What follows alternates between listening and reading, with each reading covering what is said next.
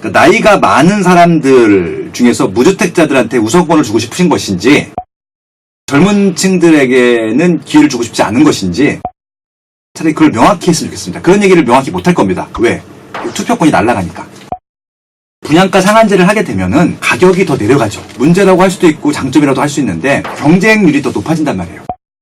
더 많은 가점이 필요한 것들이잖아요. 결국은 젊은 층들이 더 못 받게 되는 거예요.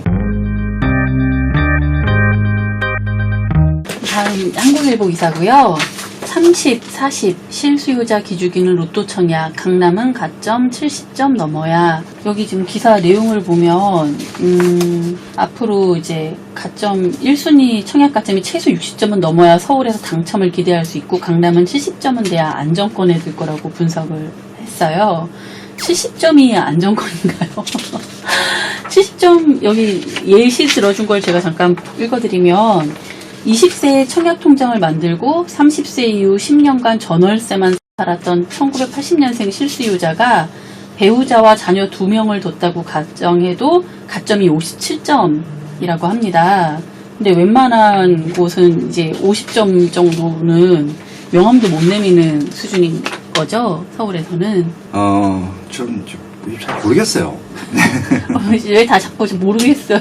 모르십니까? 그러니까 이게 정책이 너무 잘 바뀌고요. 특히 청약제도 같은 경우는 IMF 정지영이 그 대한민국 청약제도라는 책을 썼잖아요. 네. 상반기 베스트셀러인데 그 책 추가한 다음에 청약제도가 4번이나 다 서울이 바뀌었어요. 그럼 좀 이상한 거 아니에요, 이게. 그쵸. 네, 그러니까 네. 본인들도 만드시는 분들도 불안한 거예요, 그러니까. 너무 단기적으로 자꾸 하다 보니까 문제가 생긴다고 생각을 하는데, 이게 자꾸 그러니까 수정하다 보니까 이게 예쁜 집이 되는 게 아니라 그냥 엉뚱하게 탑이 되고 있어요. 집이 아니라. 그런 느낌을 잘 받고 있는데, 그러니까 좀 정확히 해주시면 좋을 것 같아요. 그러니까 나이가 많은 사람들 중에서 무주택자들한테 우선권을 주고 싶으신 것인지, 젊은 층들에게는 기회를 주고 싶지 않은 것인지, 차라리 그걸 명확히 했으면 좋겠습니다. 그런 얘기를 명확히 못할 겁니다. 왜? 투표권이 날아가니까. 그쵸? 여기서 지금 보면 신혼부부는 특별공급 혜택이라도 있는데, 그 매스를 대주도 않고요. 희망고문 그걸 절대 기다려 가시면 안 돼요. 3040에서는 이 기준대로라면 당첨이 너무 어렵다라는. 3040에 신혼부부 하면 되지 않겠느냐고 하시는데, 네. 그냥 특공은요 매스대 안 되고요. 네. 더 힘들어요, 어떻게 보면. 근데 이제 활용을 해야겠죠. 어떤 말씀을 드리고 싶은 거냐면은, 분양가 상한제를 하게 되면은 가격이 더 내려가죠. 그쵸. 내려가게 되면 어떤 문제가 생기냐면은, 문제라고 할 수도 있고 장점이라도 할 수 있는데 경쟁률이 더 높아진단 말이에요. 그러니까 평당 5천짜리 청약에 신청하시는 분들하고 평당 2,500에 신청하시는 분들하고 그 양의 숫자가 완전 다르단 말이에요.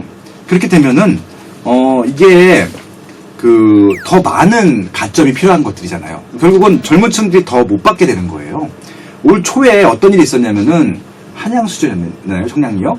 10몇 점짜리 그 당첨자가 나왔단 말이에요. 그럼 거의 진짜 사회초년생인 것들이거든요. 저는 그런 것도 필요하다고 보는데, 지금 그러면 청약제도 같은 경우는 청약을 가입한 지 한 20년 차, 15년 차가 되지 않으면은 의미가 없는 청약제도가 되는 거예요.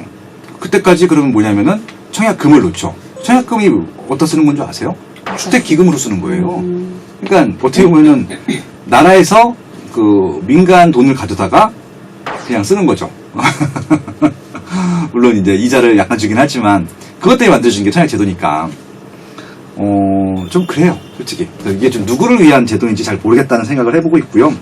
여기서 키 이슈는 뭐냐면요, 지금 말씀드린 대로 가점이 60점 이하가 되면요 당첨이 안 될 가능성이 점점 높아집니다. 그러니까 이제 조금 전까지만 하더라도 40점대까지는 그래도 서울에 있는 것들 지금 부양 평형대가 많거나 인기가 없는 타입 같은 경우 됐는데, 지금 인기가 없는 타입들도 60점이 넘어가지 않으면 어렵다는 얘기잖아요.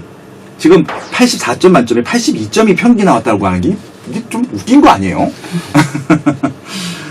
그래서 결국은 나이가 좀 있고 현찰도 많고 그런 분들, 그러니까 현찰이 많다는 건 어떤 의미냐면, 대형 평형 같은 경우는 추첨자가 있어요. 네. 그것은 대부분 9억에 넘어갈 테니까 중도금 대출도 안 나오고 나중에 대출도 안 나오기 때문에 현찰이 많으신 분들밖에 못 들어간다, 그런 것들이거든요.